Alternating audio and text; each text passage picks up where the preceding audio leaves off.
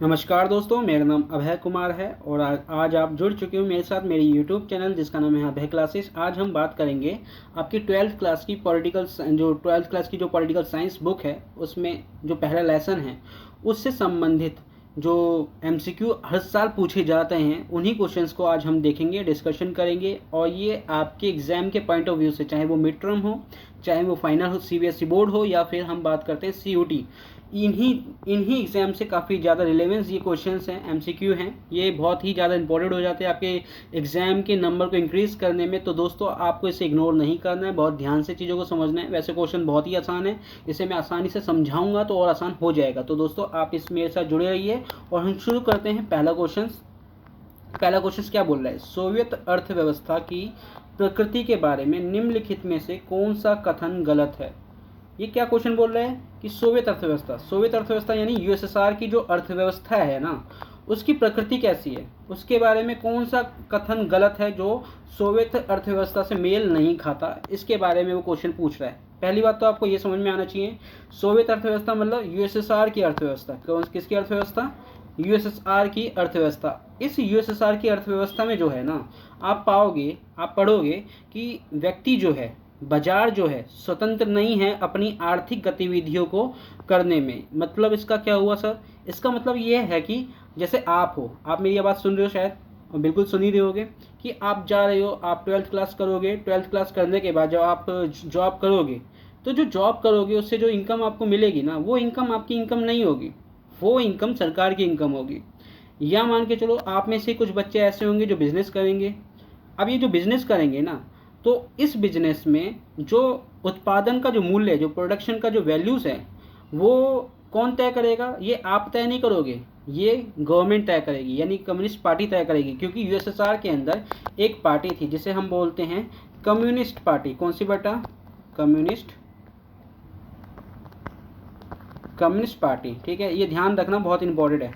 Communist party, ये communist party जो थी पूरी तरह से यूएसएसआर के अंदर कंट्रोल करा हुआ था। और यूएसएसआर कितने गणराज्यों से मिलकर बना था? 15 गणराज्यों से मिलकर बना था। तो कहने का, समझने का असली मतलब क्या है कि व्यक्ति स्वतंत्र नहीं है अपनी आर्थिक गतिविधियों को करने में, बाजार स्वतंत्र नहीं है अपने खुद के नियम बनाने में। यहाँ पर सरकार का, यानी सोवियत अर्थव्यवस्था की जो प्रणाली है, सोवियत अर्थव्यवस्था की जो कम्युनिस्ट पार्टी है, वो ही तय करेगी यहाँ के बाजार को, यहाँ की अर्थव्यवस्था को। तो इनमें से सही कौन सा होगा? मेरे ख्याल से आपको बेसिक आइडिया तो मिल ही गया होगा।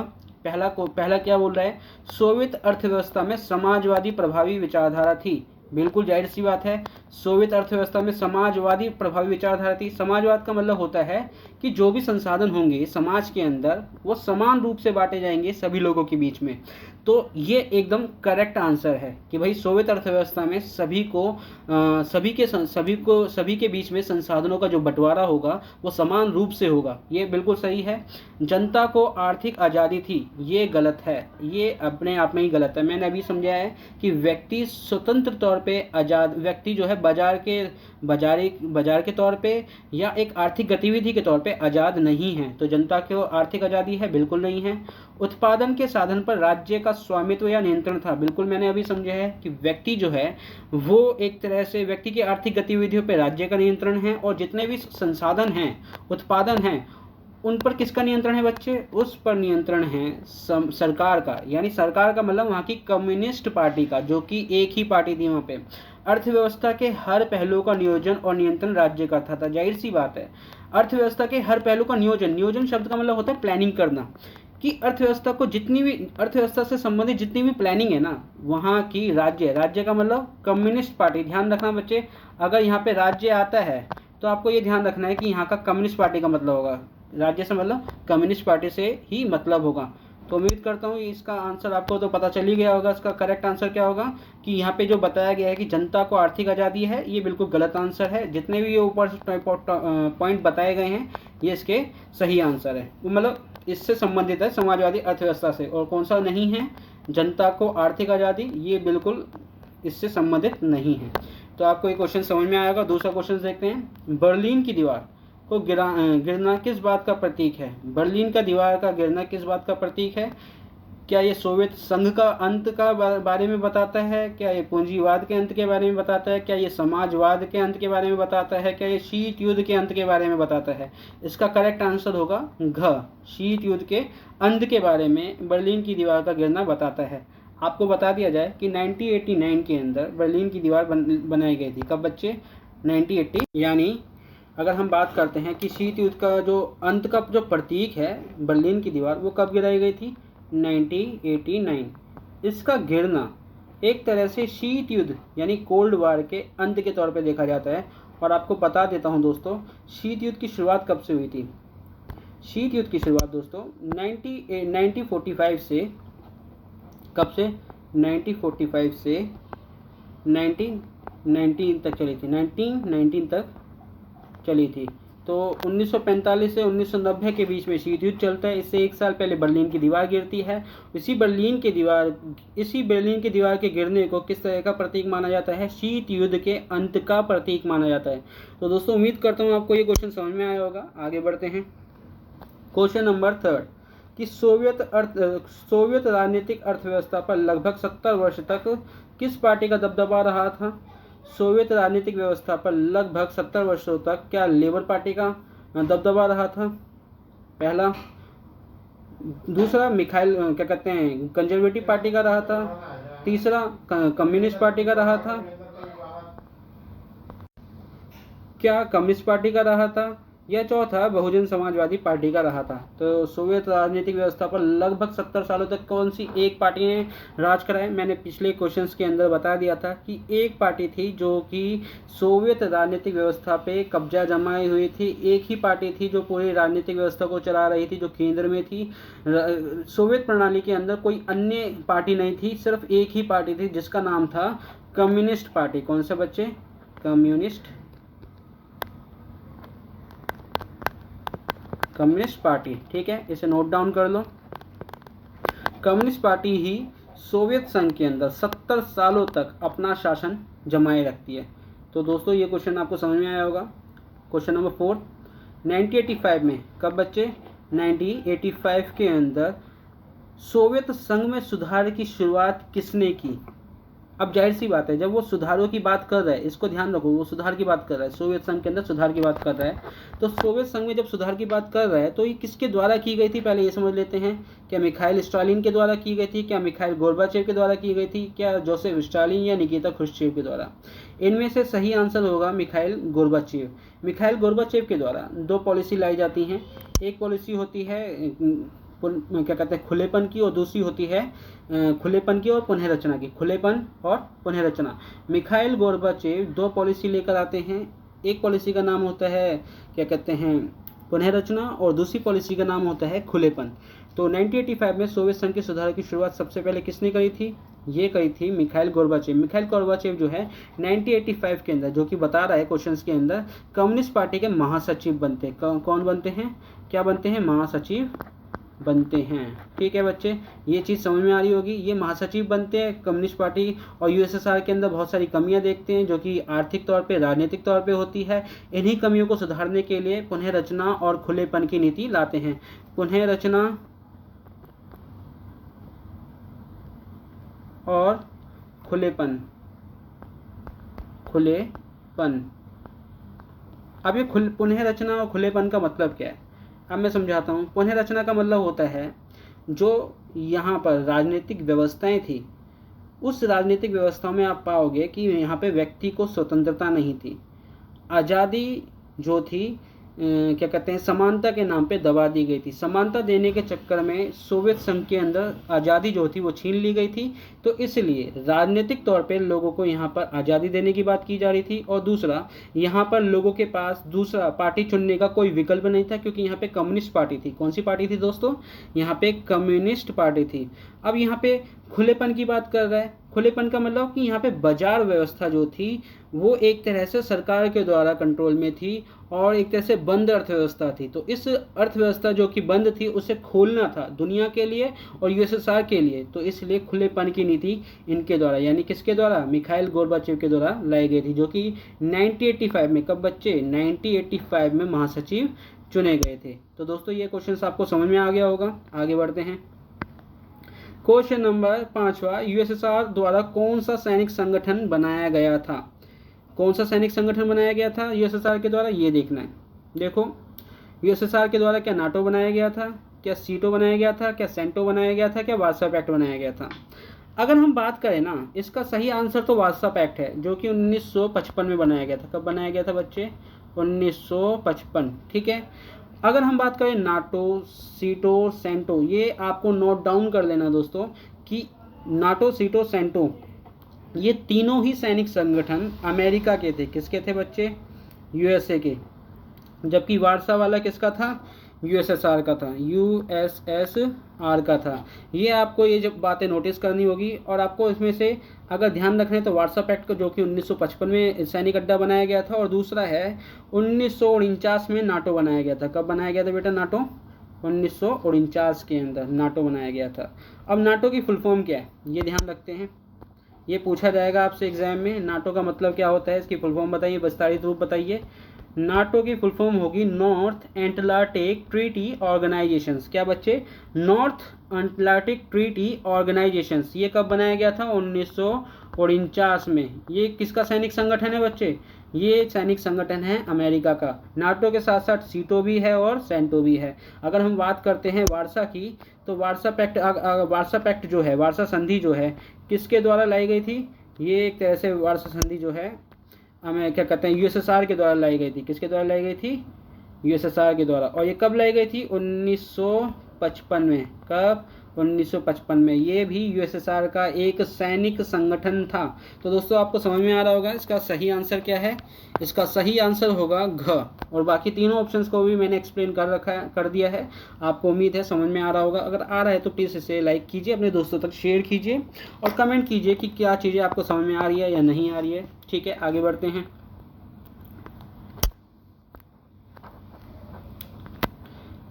सिक्स क्वेश्चन कि सोवियत राजनीतिक प्रणाली किस विचारधारा पर आधारित थी? अभी तक हमने बहुत सारी बातें कर ली हैं सोवियत राजनीतिक प्रणाली पर, कि यहाँ की पॉलिटिकल सिस्टम। प्रणाली शब्द का मतलब क्या होता है दोस्तों? प्रणाली शब्द का मतलब होता है सिस्टम। क्या बच्चे? सिस्टम। ठीक है, सिस्टम होता है इसका मतलब। तो यानी सोवियत पॉलिटिकल सिस्टम किस आइडियोलॉजी पर बेस्ड था? तो इसका सही आंसर क्या हो सकता है? क्या लोकतांत्रिक पर, क्या पूंजीवाद पर, क्या समाजवाद पर, क्या साम्राज्यवादी विचारधारा पर? इसका सही आंसर होगा ग। क्या? ग।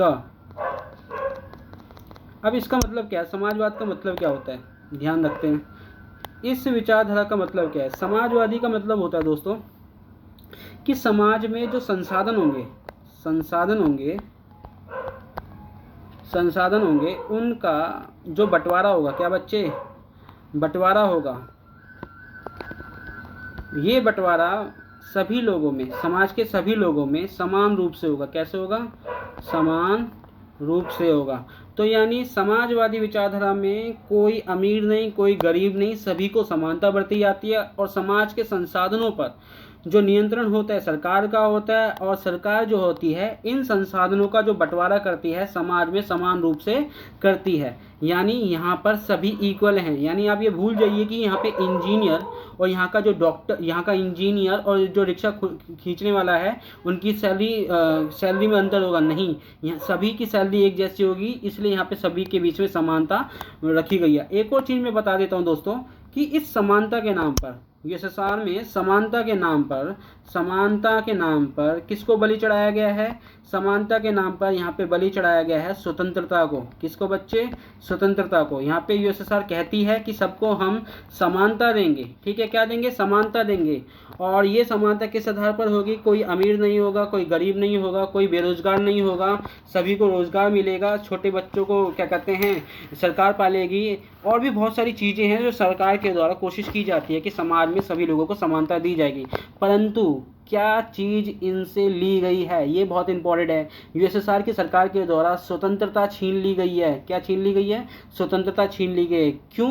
क्योंकि कोई ऐसा व्यक्ति नहीं होगा जो कम्युनिस्ट पार्टी यानी सोवियत संघ की व्यवस्था के खिलाफ आवाज़ उठा सके। इतनी आज़ादी किसी को नहीं होगी, किसी को अभिव्यक्ति की आज़ादी नहीं होगी। अभिव्यक्ति की आज़ादी का मतलब बोलने की आज़ादी नहीं है, किसी को स्वतंत्रता नहीं है सरकार के खिलाफ आलोचना करने की। ठीक है, तो यहाँ पर समानता तो बढ़ती गई है सबके साथ, परंतु क्या क्या चीज़ छीन ली गई है? स्वतंत्रता।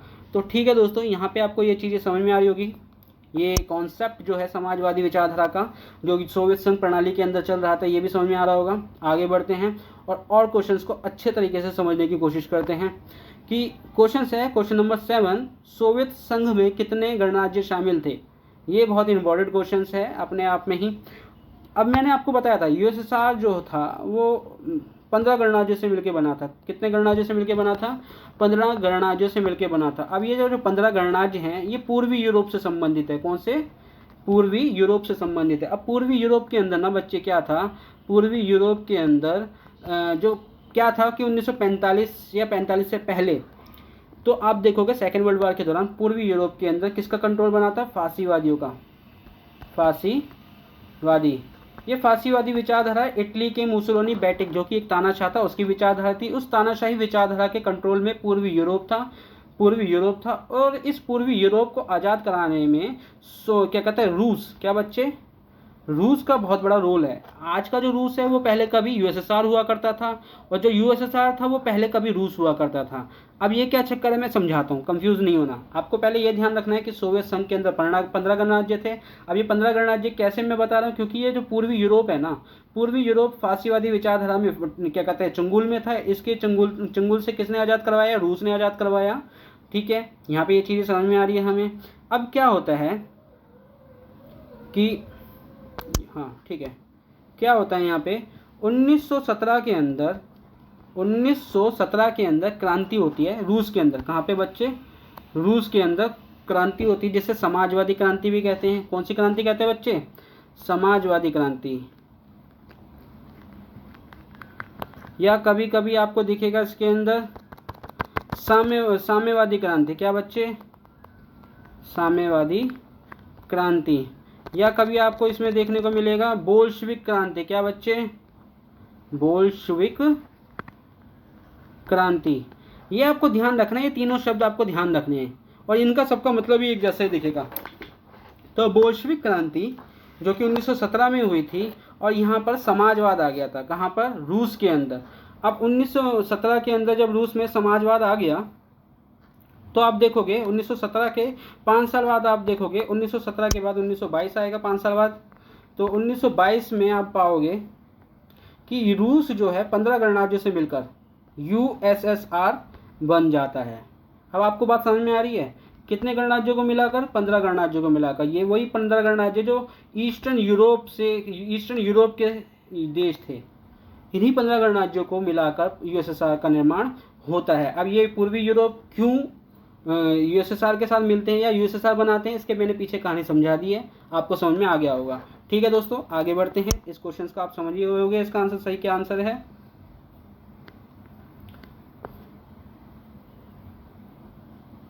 यूएसएसआर कब और किस क्रांति के बाद अस्तित्व में आया? ये क्या बोल रहा है, बहुत ही घुमा देने वाला क्वेश्चन है।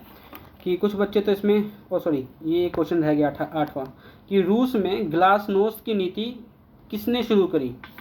रूस में जो ग्लासनोस्ट है, रूस कह लो यूएसएसआर कह लो, एक ही बात है। क्योंकि अगर हम बात करते हैं, रूस जो है 15 गणराज्यों में सबसे ताकतवर गणराज्य था, इसलिए हम रूस की बात कर रहे हैं। यूएसएसआर में रूस जो है बहुत ही ताकतवर था, यूएसएसआर के अंदर बहुत ही ताकतवर रूस था, तो इसलिए हम रूस की बात यहाँ पे कर रहे हैं। बाकी वैसे समझा जाए तो यूएसएसआर ही है। तो ग्लासनोस्ट की नीति किसके द्वारा शुरू की गई थी? क्या वो मिखाइल स्टालिन के द्वारा, क्या मिखाइल गोर्बाचेव के द्वारा, जोसेफ स्टालिन के द्वारा, या निकिता क्रुश्चेव के द्वारा? तो इसका सही आंसर होगा मिखाइल गोर्बाचेव के द्वारा। किसके द्वारा बच्चे? मिखाइल गोर्बाचेव के द्वारा। क्या कहते हैं, रूस के अंदर जब क्या कहते हैं यूएसएसआर के अंदर 1985 में मिखाइल गोर्बाचेव आते हैं, तो मिखाइल गोर्बाचेव जो हैं 2 पॉलिसी लेकर आते हैं, ग्लासनोस्ट और एक है पेरेस्ट्रोइका।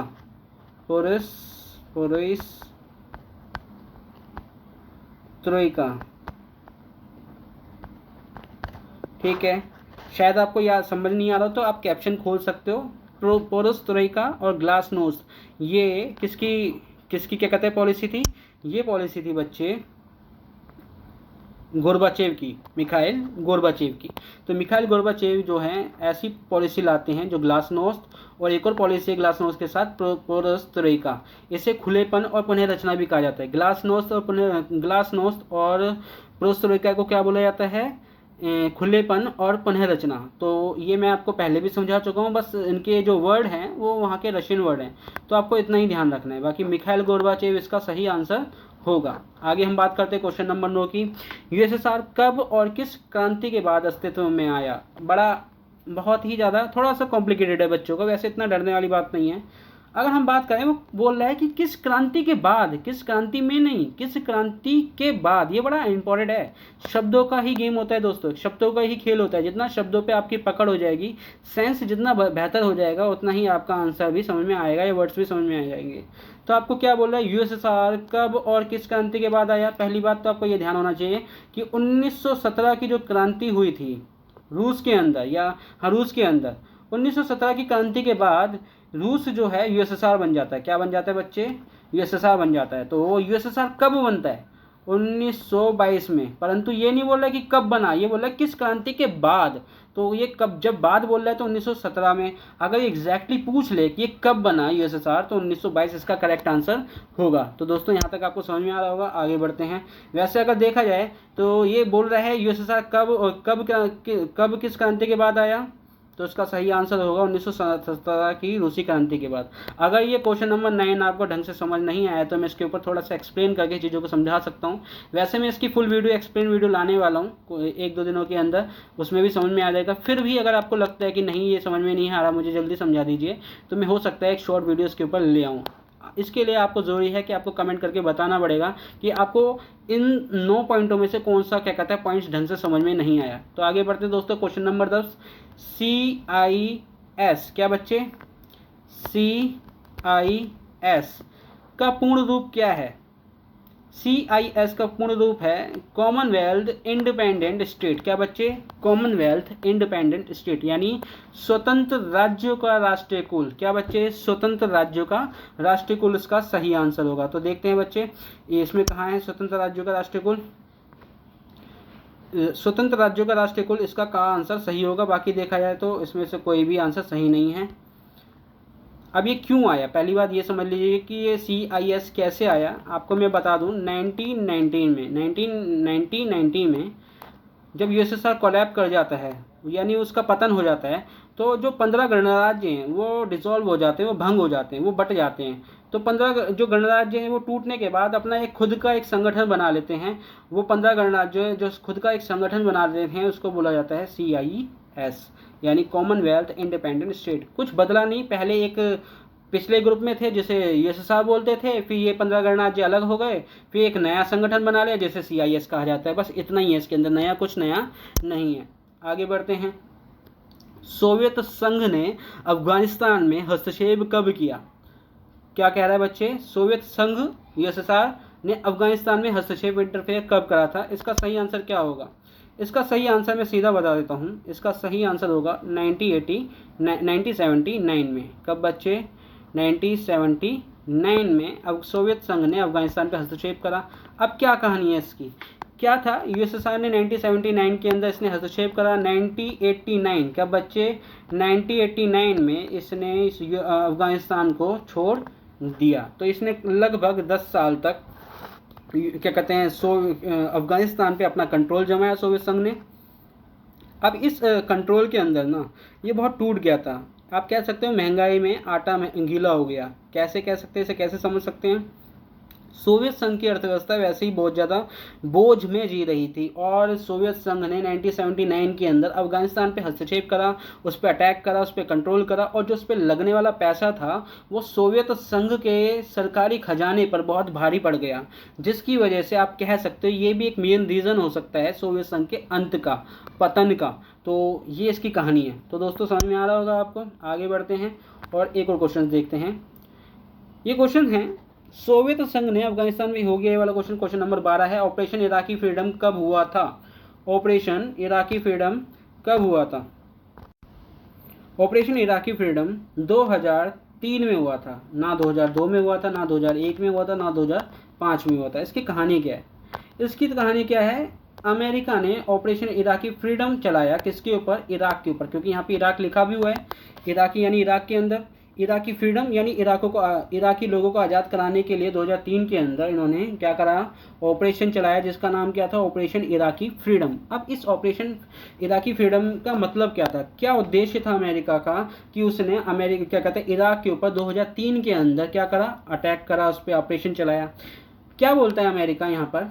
अमेरिका बोलता है कि अमेरिका बोलता है कि इराक के पास, किसके पास बेटा? इराक के पास ऐसे हथियार हैं जो पूरे मनुष्य जाति के लिए खतरा है, जिसे मास वेपन डिस्ट्रक्शंस कहा जाता है। मास वेपन, सॉरी इसका ये नाम होगा weapon of mass destructions, weapon of mass destructions, WMD। इसका मतलब क्या होता है? ऐसे हथियार जो एक साथ बहुत सारे लोगों को मारने की क्षमता रखते हैं, डिस्ट्रक्शन फैलाते हैं, घातक हो, ऐसे घातक हथियार जो बहुत सारे लोगों को मार सकते हैं। तो ऐसे हथियार जो हैं, आरोप लगाए अमेरिका ने किस पर? इराक के ऊपर, कि भाई इराक के पास ऐसे हथियार हैं जो इसका इस्तेमाल भी करेगा इराक, जो कि मनुष्य जाति के लिए खतरे हैं। तो इसी को ध्यान में रखते हुए अमेरिका ने किस पे ऑपरेशन चलाया? अमेरिका इराक पे ऑपरेशन चलाया, जिस ऑपरेशन का नाम था ऑपरेशन इराकी फ्रीडम। अब इसमें क्या है? ऑपरेशन इराकी फ्रीडम के अंदर ये कोई ऑपरेशन, इस जो अमेरिका ने रीज़न दिया कि WMD यानी वेपन ऑफ मास डिस्ट्रक्शंस है, उसके पास ऐसे हथियार हैं जो काफ़ी ज़्यादा घातक हैं। आगे चलकर जब इसके ऊपर एक जांच पड़ताल की गई तो अमेरिका के ऊपर आरोप लगाए गए थे कि भाई अमेरिका ने जो ऑपरेशन चलाया था वो उसने अपने लालच के लिए चलाया था, क्योंकि इराक के पास कोई ऐसे हथियार नहीं मिले थे जो मनुष्य जाति के लिए खतरे में हों। तो एक अमेरिका की ये चालाकी थी कि वो किसी ना किसी करके वो इराक के अंदर जो पेट्रोल है, जो यहाँ पे कच्चा तेल है, उस पर उसकी निगाहें थी, यानी अमेरिका की निगाहें थी इराक के अंदर। तो इसलिए से वेपन ऑफ मास डिस्ट्रक्शन तो एक बहाना था, बाकी टारगेट किस पर था? वहाँ के पेट्रोल पर था। किस पे था बेटा? पेट्रोल पर था। यहाँ का कच्चा जो तेल था ना, जो कुएं थे पेट्रोल के, उस पर था। तो ये अपने आप में बहुत ही इम्पोर्टेंट है चीज़ कि अमेरिका जो है इतना लालची था कि उसने अपने लालच को पूरा करने के लिए देशों पर ऑपरेशन चलाया, झूठे आरोप लगाए, वहाँ की जनसंख्या का नरसंहार करा, और वो भी अपने सिर्फ एक लालच के चक्कर में। तो यहाँ पे आपको समझ में आ रहा होगा कि क्वेश्चन नंबर 12 के अंदर क्या आंसर होगा इसका सही। क्वेश्चन नंबर 13, मध्य एशिया व उत्तरी अफ्रीका में कब बच्चे? मध्य एशिया, सेंट्रल एशिया और नॉर्थ अफ्रीका में श्रृंखलाबद्ध विरोध प्रदर्शन और धरनों का दौर कब आरंभ हुआ? क्वेश्चन नंबर 13 का सही आंसर क्या होगा? क्वेश्चन नंबर 13 का सही आंसर क्या 2010 होगा, क्या 2012 होगा, 15 होगा या 2013 होगा? इसका सही आंसर होगा 2010। आपने स्प्रिंग क्रांति के बारे में सुना होगा, ये उन्हीं से संबंधित है, या फिर ऑरेंज क्रांति हो गई या गुलाबी क्रांति हो गई, ये उन क्रांतियों की ओर बताने की कोशिश कर रहा है। तो मध्य एशिया में या फिर उत्तरी अफ्रीका में श्रृंखलाबद्ध जो विरोध उत्पन्न हुए, श्रृंखलाबद्ध का मतलब एक के बाद एक करके, श्रृंखलाबद्ध का मतलब होता है एक के बाद एक, ठीक है। जो भी विरोध प्रदर्शन आम जनता के द्वारा जो भी आंदोलन, धरने, प्रदर्शन हुए, उसकी दौर की शुरुआत कब से मानी जाती है? आंसर है इसका 2010। क्यों? क्योंकि यहाँ पर जो उत्तरी अफ्रीका हो या एशिया हो, मध्य एशिया हो, यहाँ पर जो शासक थे वो काफ़ी ज़्यादा करप्टेड हो गए थे, भ्रष्टाचारी हो गए थे, आम जनता की तरफ कोई ध्यान नहीं देते थे, बेरोजगारी ज़्यादा चरम पर चढ़ गई, बेरोजगारी ज़्यादा चरम पर थी, या फिर जो तानाशाह थे वो कट्टरपंथी व तानाशाही थे, जिनके खिलाफ यहाँ पर क्या होने लगे? विरोध प्रदर्शन होने लगे, धरनों का दौर शुरू हो गया। इसका सही आंसर होगा क्या? आंसर का 2010। क्वेश्चन नंबर 14, क्वेश्चन नंबर 14 है, प्रथम खाड़ी युद्ध के दौरान कौन सा ऑपरेशन चलाया गया था? ये इंपॉर्टेंट है, आपके एग्जाम में ऑपरेशंस पूछे जाते हैं। बच्चों ध्यान रखना, एमसीक्यू में इन ऑपरेशंस की बहुत महत्वपूर्ण रोल होता है।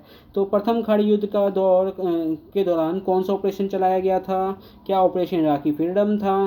क्या ऑपरेशन एंड्यूरिंग फ्रीडम था? क्या ऑपरेशन डेजर्ट स्टॉर्म था? क्या ऑपरेशन माउंटेन स्टॉर्म था? इसका सही आंसर होगा ऑपरेशन ऑपरेशन ग। इस ऑपरेशन डेजर्ट स्टॉर्म के अंदर आप देखोगे कि इराक ने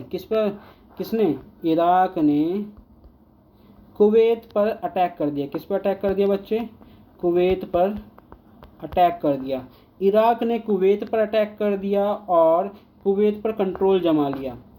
अब जब इराक ने कुवैत पर कंट्रोल जमा लिया तो वहीं यूएनओ के द्वारा इसे बोला गया इराक को कि ये जो आप कर रहे हो गलत कर रहे हो। तो यूएनओ की सलाह भी इसने नहीं मानी।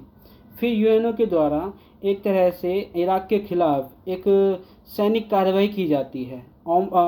सैनिक कार्रवाई की जाती है जिसे इसे एक ऑपरेशन के तहत अंजाम दिया जाता है जिसे कहा जाता है ऑपरेशन डेजर्ट स्टॉर्म। इसमें आप देखोगे कि 34 देशों की मिलीजुली सेना थी। कितने देशों की? 34 देश थे। इस 34 देश के अंदर आप देखोगे 75% सेना किसकी थी? 75% सेना यूएसए की थी। किसकी थी बेटा? यूएसए की। आप कहोगे कि 1990 के अंदर जहां शीत युद्ध समाप्त होता है, 1991 के अंदर ये जो क्या कहते हैं इराक के अंदर जो ऑपरेशन डेजर्ट स्टॉर्म ऑपरेशन चलाया था, ये अमेरिका के प्रभुत्व का दौर माना जाता है कि भाई अब अमेरिका जो है खुले सांड की तरह है, जो जहाँ पर भी जाएगा वो सींग मारता जाएगा, जहाँ वो भीड़ देखेगा अपनी मनमर्जियाँ करेगा। तो यहाँ पर आप देखोगे यहाँ से इसकी शुरुआत है। अभी तो यूएनओ परमिशन दे रहा है अमेरिका सहित 33 और देशों को, परंतु इसमें देखो कितना दबदबा है। अमेरिका के साथ और 33 देश थे, यानी कुल मिलाकर 34 देश थे। ठीक है, 34 देश थे। ठीक है, 34 देशों में भी अमेरिका का दबदबा कितना था कि 75% सेना किसकी थी? अमेरिका की थी। ये अपने आप में एक डोमिनेशन नहीं है? आपको लगता है कि ये अपने आप में प्रभुत्व नहीं दिखता कि अमेरिका कितना प्रभुत्वकारी काम कर रहा है? यहाँ पे अमेरिका की जो सेना का प्रतिशत था 75% था। इसने बहुत तरह के इस ऑपरेशंस के अंदर बहुत तरह तरह के बमों का, हथियारों का प्रयोग करा। इसे क्या कहते हैं कंप्यूटर वॉर भी कहा जाता है। लोगों ने इसे अपने ड्राइंग रूम में बैठकर काफ़ी ज़्यादा इस ऑपरेशन को एंजॉय करा था। बहुत ज़्यादा पैसा अमेरिका ने कमाया था इस ऑपरेशन के तहत। आपको मैं बता दूं, अमेरिका ने इसको यानी लोगों को जहां मौत दी जा रही थी, अमेरिका इनकी मौत के बदले लोगों से पैसा ले रहा था इसका ब्रॉडकास्टिंग करके, क्योंकि अमेरिका ने इसके ब्रॉडकास्टिंग राइट जो है बेच रखे थे। इसे टेलीविज़न पर दिखाया गया था, इसलिए लोगों ने इसे अपने घर पर बैठकर काफ़ी ज़्यादा लुत्फ उठाकर देखा। ठीक है, अमेरिका कितना चालाक है अभी आपको दिख ही रहा होगा। अमेरिका ने शुरू से ही अपने दबदबे के लिए दुनिया पर अपना एक तरह से एक गलत प्रभाव छोड़ा है, गलत तरीके से डोमेन करा है। तो इसलिए आज के टाइम में दुनिया के अंदर जितने भी आप आतंकवादी देखोगे वो कहीं ना कहीं अमेरिका की जो विचारधारा है उसके नाखुश होकर दुनिया के अंदर आतंकवाद फैला है। अब क्वेश्चन नंबर है 15। महिलाओं और निम्न वर्गों की राजनीतिक सत्ता में बराबरी की भागीदारी का उदाहरण है। महिलाओं और निम्न वर्गों की राजनीतिक सत्ता में बराबर की भागीदारी का उदाहरण कौन सी व्यवस्था होगी? क्या उपनिवेशीकरण, क्या जनतांत्रिकरण, क्या राजनीतिकरण, या उपयुक्त में से कोई नहीं? महिलाएं और निम्न वर्ग का मतलब जो छोटी कास्ट के हो सकते हैं, कम गरीब लोग हो सकते हैं, जो पिछड़े वर्ग हो सकते हैं, है ना। क्या वो लोग सत्ता में भागीदारी किस व्यवस्था में रह के ले सकते हैं? क्या उपनिवेशीकरण, क्या गुलामी के दौर में, जनतांत्रिकरण, क्या लोकतांत्रिक व्यवस्था में, राजतंत्रीकरण, क्या राजतंत्र में, या उपयुक्त में से कोई नहीं? इसका सही आंसर होगा जनतांत्रिकरण। जहां लोकतंत्र होगा वहां पे महिलाओं, निम्न वर्गों या अन्य सभी को राजनीतिक सत्ता में भागीदारी में बराबर की हिस्सेदारी निभाने का एक तरह से आप देखोगे भूमिका होती है। तो इसका सही आंसर क्या होगा? आंसर ख। क्वेश्चन नंबर 16 है, रूस के कौन से 2 गणराज्यों में अलगाववादी आंदोलन चले हैं? कौन से 2 ऐसे गणराज्य? मैंने आपको बताया था कि यूएसएसआर जो है 15 गणराज्यों से मिलकर बना था, तो उनमें से 2 गणराज्य ऐसे हैं जिनके अंदर अलगाववादी का मतलब होता है जो यूएसएसआर से अलग होने की भावना रखते हैं। तो ऐसे 2 गणराज्य कौन से हैं? आपको उसका आंसर बताना है कि चेचन्या या दागिस्तान, यूक्रेन और बेलारूस, उज्बेकिस्तान और रूस, या बेलारूस और रूस। इसका सही आंसर होगा चेचन्या और दागिस्तान। चेचन्या और दागिस्तान जो है यूएसएसआर से अलगाववादी विचारधारा रखते थे, वो अलग होना चाहते थे। विश्व बैंक और अंतर्राष्ट्रीय मुद्रा कोष द्वारा निर्देशित योजना मॉडल था। विश्व बैंक और अंतर्राष्ट्रीय मुद्रा कोष, मैं बता दूं, विश्व वर्ल्ड बैंक हो गया या आईएमएफ हो गया, ये अमेरिका के द्वारा चलाई जाने वाली एक पूंजीवादी अर्थव्यवस्थाएं हैं। अमेरिका का ही एक तरह से संस्थाएं हैं जो कि पूंजीवादी अर्थव्यवस्था को पूरी दुनिया में चलाते हैं। ठीक है, तो ये क्या बोल रहा है कि विश्व बैंक हो गया या अंतर्राष्ट्रीय मुद्रा कोष हो गया, इनके द्वारा निर्देशित यानी जो डायरेक्शन दी जा रही है, निर्देशित योजना मॉडल था क्या मार्शल योजना, समाजवादी योजना, पूंजीवादी योजना या शॉक थेरेपी। तो क्वेश्चन नंबर 17वें का आंसर क्या होगा। एक मॉडल दिया था, इस एक मॉडल का नाम दिया था जो मार्शल योजना के नाम से जाना जाता है, समाजवादी मॉडल के नाम से जाना जाता है, पूंजीवादी या शॉक थेरेपी। इसका सही आंसर होगा आंसर घ। क्या बच्चे, क्वेश्चन नंबर 17वें का सही आंसर होगा आंसर घ। अब मैं घ क्यों बोल रहा हूँ, क्योंकि शॉक थेरेपी यूएसएसआर के अंदर हुई थी। यूएसएसआर के अंदर शॉक थेरेपी का मतलब ये होता है, ये होगा कि अमेरिका में साम्यवादी विचारधारा को छोड़कर पूंजीवादी विचारधारा को अपनाया जा रहा है, जो कि वहाँ के आम जनता की ही इच्छा थी, और ये जो इच्छा थी वही थेरेपी है। शौक क्या था कि शौक ये था कि भाई जो वहाँ की जो अर्थव्यवस्था है, यूएसएसआर की जो अर्थव्यवस्था है, वो औने पौने दामों में क्या कहते हैं, जो संसाधन है, जो संपत्ति है, वो औने पौने दामों में बिकने लगती है, यहाँ की अर्थव्यवस्था चरमरा जाती है। ठीक है, तो इसलिए शौक भी है। और थेरेपी क्या है, क्योंकि वहाँ की जनता की यही ख्वाहिश थी कि वहाँ पे पूंजीवादी आए। तो शौक और थेरेपी, इस मॉडल को किसने डायरेक्शन दिया था या क्या नाम दिया था, ये है विश्व बैंक यानी वर्ल्ड बैंक या अंतर्राष्ट्रीय मुद्रा कोष। ये ऐसी संस्थाएं हैं जो अमेरिका के द्वारा चलाई जाने वाली पूंजीवादी संस्थाएं हैं। तो ठीक है बेटा, क्वेश्चन नंबर 17 हो चुका है। क्वेश्चन नंबर 18 की हम बात करते हैं। क्वेश्चन नंबर 18, शॉक थेरेपी में सामूहिक फार्म को बदला गया। सामूहिक फार्म समझ में आता है ना, ऐसे खेत जहाँ पे सभी लोग मिलजुल के काम करते हैं, ऐसे खेत जहाँ पे लोगों के पास अपने खुद के खेत ना होकर सरकार के खेत होते हैं, वो सरकार जो है आम लोगों को वो खेत देती है उस पर उत्पादन करने के लिए, तो उससे बोला जाता है क्या कहते हैं सामूहिक फार्म। सामूहिक फार्म को बदलकर निजी फार्म में डाल दिया गया। तो ये सामूहिक फार्म का मतलब समझ में आ गया ना आपको। क्वेश्चन नंबर 19 का आपको ऑप्शन दे रखा है, क्या सरकारी फॉर्म में था, क्या निजी फॉर्म में है, क्या पूंजीपति फॉर्म में या औद्योगिक फॉर्म में है।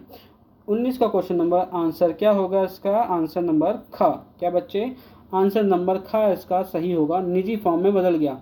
सामूहिक फॉर्म को निजी फॉर्म में बदल दिया, यानी पहले सामूहिक फॉर्म हुआ करते थे, सामूहिक खेती होती थी, यानी एक खेत है जो कि किसी एक व्यक्ति का नहीं होता था, वो समाज के लिए ही होता था, सरकार के कंट्रोल में होता था। वो समाज के जो परिवार होते थे, बहुत सारे परिवार जो होते थे, वो एक खेत पे काम करते थे। परंतु जैसे ही साम्यवाद से पूंजीवाद की ओर बढ़ने लगा यूएसएसआर, साम्यवाद का पतन होने लगा या शॉक थेरेपी आने लगी, तो शॉक थेरेपी की वजह से यूएसएसआर के अंदर जो सामूहिक फॉर्म था, जो खेती थी, वो सामूहिक फॉर्म से होकर किसके हाथों में चले गई, निजी हाथों में चले गए। अब खेत किसी एक व्यक्ति का हो गया। अब वो व्यक्ति अपने हिसाब से क्या कहते हैं उत्पादन करेगा, फसलें उगाएगा, उस मालिकाना हक वाले जो खेत है उस पर अन्य परिवार या समाज के परिवारों का हक नहीं होगा। तो ये सामूहिक फॉर्म को बदला गया शॉक थेरेपी में। तो आपको क्वेश्चन समझ में आ गया होगा, इसका आंसर भी समझ में आ गया होगा दोस्तों। क्वेश्चन नंबर 20, शॉक थेरेपी का रूस की जनता के संदर्भ में सबसे बुरा प्रभाव किस क्षेत्र पर पड़ा। क्या वो सामाजिक क्षेत्र पर था, क्या सांस्कृतिक क्षेत्र पर था, क्या आर्थिक क्षेत्र पर था, क्या ऐतिहासिक क्षेत्र पर था। देखो शॉक थेरेपी बोल रहा है, वो क्या बोल रहा है, शॉक थेरेपी बोल रहा है। शॉक थेरेपी का रूस की जनता पर किस तरह से सबसे बुरा प्रभाव पड़ा, कौन से क्षेत्र में प्रभाव पड़ा, तो इसका सही आंसर होगा आंसर ग, आर्थिक क्षेत्र। क्या बच्चे, आर्थिक क्षेत्र इसका सही आंसर होगा, आंसर गा। क्योंकि आपको मैं बता दूं, वहाँ की अर्थव्यवस्था मिट्टियाँ मेट हो गई थी, मिट्टी के भाव बिकने लगा था सामान।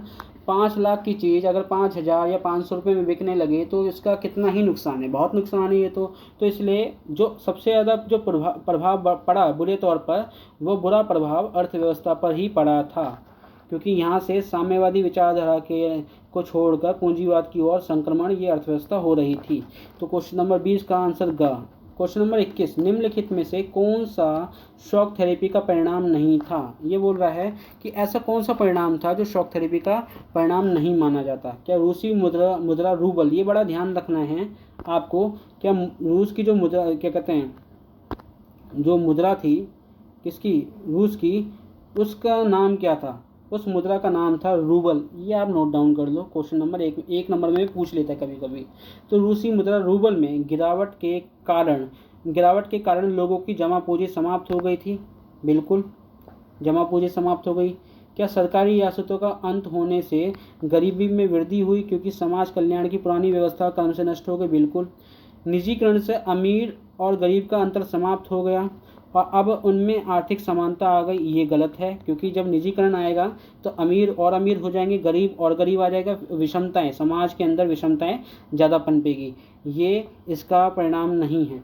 शॉक थेरेपी से रूस के आधे बैंक और वित्तीय संस्थान दिवालिया हो गए थे? बिल्कुल सही। आधे से ज़्यादा वहाँ के बैंक दिवालिया हो गए थे, वहाँ की वित्तीय संस्था दिवालिया हो गई थी। दिवालिया का मतलब वहाँ की अर्थव्यवस्था बिल्कुल चकनाचूर हो जाना। तो क्वेश्चन नंबर 21 का सही आंसर क्या होगा? इसका सही आंसर मैं बता चुका हूँ, आंसर गा इसका सही आंसर होगा। आंसर गा क्या होगा? सही, क्योंकि निजीकरण से अमीर गरीब के बीच में समानता नहीं बल्कि भेदभाव आता है, अंतर आता है। अमीर अमीर बन जाता है, गरीब और गरीब हो जाता है। ये इसके एक तरह से बड़े प्रभाव में से एक था। अब यहाँ पे ये चित्र पहचानिए किस नेता का है। मैं आपका समय ना गवाते हुए क्वेश्चन नंबर 22 का इसका सही आंसर होगा ग। क्या बच्चे? गा। रूस के नेता बोरिस येल्सिन। क्या बच्चे? बोरिस येल्सिन जो है इसके नेता थे रूस के अंदर, यूएसएसआर के अंदर। आपको मैं बता दूं, जो यूएसएसआर के अंदर जो नेता थे बोरिस येल्सिन, इससे पहले नेता थे मिखाइल गोर्बाचेव। क्या बच्चे? Mikhail Gorbachev. मिखाइल गोर्बाचेव के बाद ये व्यक्ति आते हैं। कौन आते हैं? जिनका नाम है बोरिस येल्सिन। Boris Yeltsin. इससे पहले कौन से नेता होते हैं? इससे पहले नेता होते हैं जिनका नाम होता है मिखाइल गोर्बाचेव। और मिखाइल गोर्बाचेव के बाद कौन आते हैं? Boris Yeltsin. Next question, question number 23 के अंदर ये चित्र पहचानिए। ये पूछा जाता है अक्सर क्वेश्चन। क्वेश्चन नंबर 23 का आंसर क्या है? क्या बोरिस येल्सिन है इसका नाम? क्या मिखाइल गोर्बाचेव है? जोसेफ स्टालिन है? क्या ये निकिता क्रुश्चेव है? क्वेश्चन नंबर 23 का आंसर होगा मिखाइल गोर्बाचेव। Mikhail Gorbachev. ये येल्सिन से पहले आते हैं। किससे पहले आते हैं? येल्सिन से पहले कौन आते हैं? ये आते हैं। येल्सिन के बाद कौन आते हैं? येल्सिन से पहले कौन आते हैं? मिखाइल गोर्बाचेव आते हैं। मिखाइल गोर्बाचेव के बाद कौन आएगा? येल्सिन आएंगे। आ रही बात समझ में आपको? ठीक है। Question number 24 second last question है, मतलब अभी तो है क्वेश्चन, 2-4 और क्वेश्चन है। क्वेश्चन नंबर 24 में पूछ रहा है कि सन 1991 के दिसंबर में येल्त्सिन के नेतृत्व में निम्नलिखित में से किस गणराज्य ने सोवियत संघ की समाप्ति की घोषणा करी थी? ऐसा कौन सा वो देश है? क्या वो रूस है? क्या वो यूक्रेन है? क्या वो बेलारूस है? क्या वो जॉर्जिया है? 1991 के येल्त्सिन के नेतृत्व में किस गणराज्य ने सोवियत संघ की समाप्ति की घोषणा करी थी? क्वेश्चन नंबर 24 का सही आंसर होगा आंसर घ, यानी जॉर्जिया ने। क्या आंसर होगा बेटा? जॉर्जिया ने इसकी समाप्ति की घोषणा कर दी थी। क्वेश्चन नंबर 25 हम देखते हैं, सोवियत अर्थव्यवस्था में गतिरोध के विषय में निम्नलिखित में से कौन सा कथन ठीक नहीं है? कि सोवियत अर्थव्यवस्था में जो गतिरोध था, इसका मतलब क्या है? अर्थव्यवस्था की गति में रुकावट। गतिरोध का मतलब होता है गति में रुकावट। क्या बच्चे? रुकावट।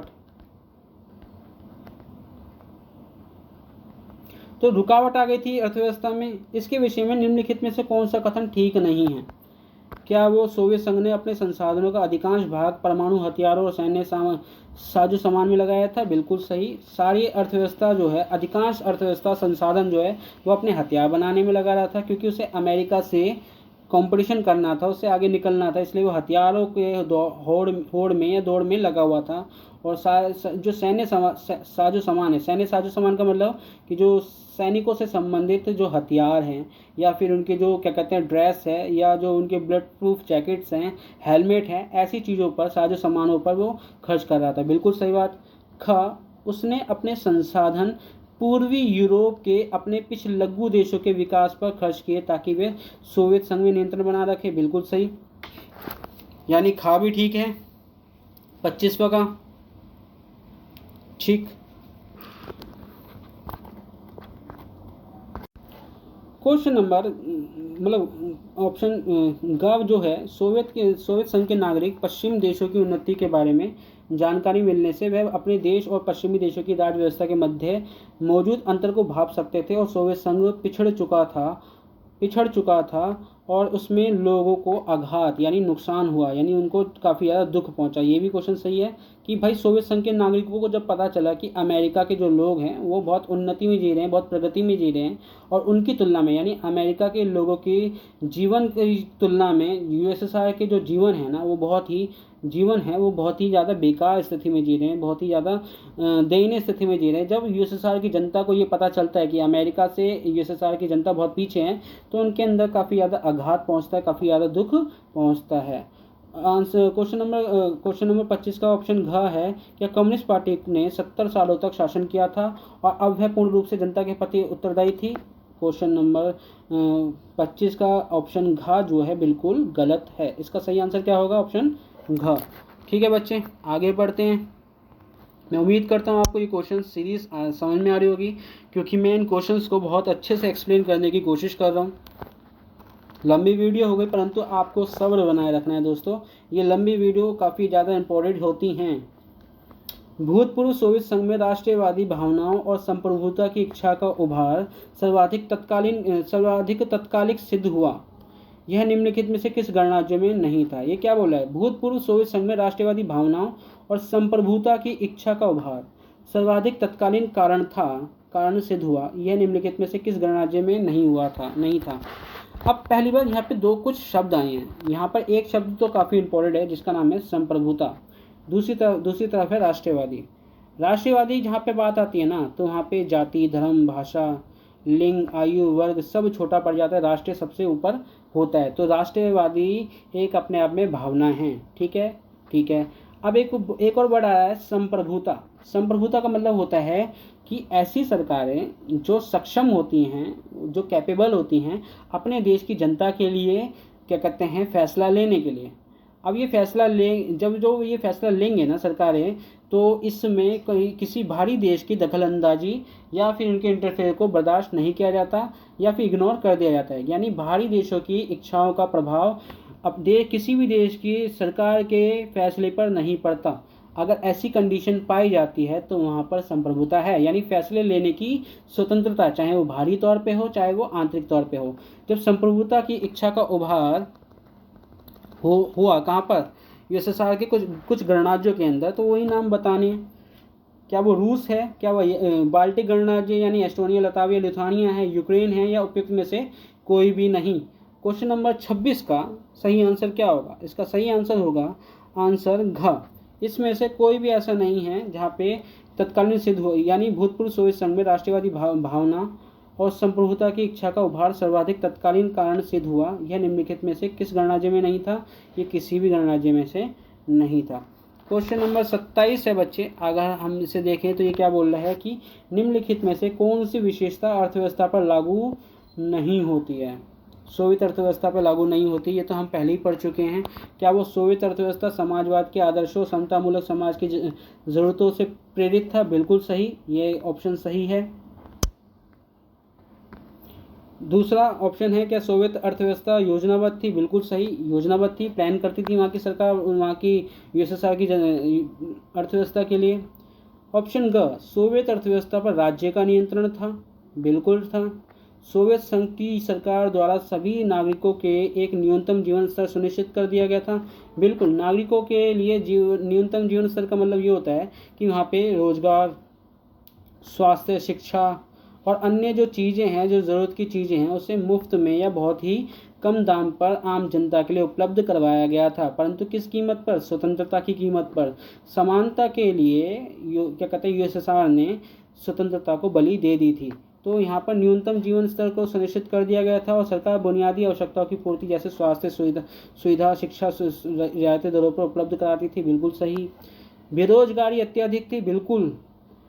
भूमि और अन्य उत्पादक संपदाओं पर राज्य का स्वामित्व व नियंत्रण नहीं था? ये गलत है। क्वेश्चन नंबर 27 का ऑप्शन घ बिल्कुल गलत है। अब इस वीडियो का आखिरी जो क्वेश्चन है इसे देखते हैं। मैं उम्मीद करता हूँ ये आपको वीडियो समझ में आ रहा होगा। निम्नलिखित में से किस कारण से गोर्बाचेव सोवियत संघ में सुधार करने के लिए बाध्य नहीं हुए? ऐसे कौन से कारण हैं जिसके लिए बाध्य नहीं थे? योजनाबद्ध अर्थव्यवस्था, राज्य के पूर्ण नियंत्रण के परिणामस्वरूप सोवियत संघ में नौकरशाही के प्रभाव में वृद्धि से प्रणाली सत्तावादी बन गई थी और जनसाधारण को यह पसंद नहीं था। क्या सही है? हाँ बिल्कुल। एक दल यानी साम्यवादी दल यानी कम्युनिस्ट पार्टी का नियंत्रण होने से सोवियत संघ में लोकतंत्र नहीं था और जनसाधारण को विचार या अभिव्यक्ति की स्वतंत्रता नहीं थी। बिल्कुल सही है। यहाँ पे जनसाधारण को विचार यानी अपनी बोलने की आज़ादी नहीं थी, ठीक है, और यहाँ पे लोकतंत्र नहीं था सोवियत संघ के अंदर, और यहाँ पे एक पार्टी व्यवस्था थी। बिल्कुल सही है। ऑप्शन ग क्या बोल रहा है? एक दल का प्रभुत्व होने के परिणाम स्वरूप सरकार पर साम्यवादी दल का नियंत्रण था। बिल्कुल, यहाँ पे साम्यवादी दल का ही कंट्रोल था। और जनसाधारण समझ में आता है ना, आम जनता, जनसाधारण आलोचना नहीं कर सकती थी। इसी दल का उम्मीदवार चुनाव में विजयी होते थे और यह दल जनता के प्रति क्या कहते हैं, उत्तरदायी नहीं थे। ये भी सही है क्वेश्चन, ऑप्शंस का ये भी ऑप्शन सही है। ऑप्शन घ सोवियत संघ 15 गणराज्यों को मिलाकर बनाया गया था और सभी गणराज्य हर क्षेत्र में समान थे। नहीं, ये गलत है। सभी गणराज्य सभी क्षेत्र में एक समान नहीं थे। 15 गणराज्य मान के चलो, ये 15 गणराज्य हैं, ठीक है। इनमें से जो गणराज्य है ना, जो रूस है, क्या बेटा, रूस है, ये जो रूस है ना, ये अन्य जो 14 गणराज्यों से काफ़ी ज़्यादा ताकतवर था। और बाकी जो 14 गणराज्य है ना, इनके संसाधनों को भी कहाँ खर्च किया जा रहा है? रूस में ही खर्च किया जा रहा है। इसलिए हम कहते हैं कि यूएसएसआर से रूस जो है, एक तरह से आज का जो रूस है वो यूएसएसआर का ही एक उत्तराधिकारी है। क्या है बेटा? आज के समय का रूस का जो बीता हुआ यूएसएसआर है उसका ही एक उत्तराधिकारी है। तो इसका ऑप्शन घ जो है बिल्कुल पूरी तरह से गलत है और इसका आंसर भी घ ही होगा। तो उम्मीद करता हूँ दोस्तों आपको ये वीडियो काफ़ी लंबी तो है मगर अच्छी भी लगी होगी, आपको चीज़ें बेहतर तरीके से समझ में भी आ रही होगी। एक एक क्वेश्चंस को मैंने इस तरह से समझाया है कि आपका ये जो डाउट्स है ये भी बिल्कुल ख़त्म हो गया होगा। तो दोस्तों आज के लिए इतना ही। आगे आप इसी वीडियो को, इसी सेशंस को, ऐसी सीरीज़ को देखना चाहते हो तो प्लीज़ लाइक कीजिए, अपने दोस्तों तक शेयर कीजिए। तो आज के लिए धन्यवाद।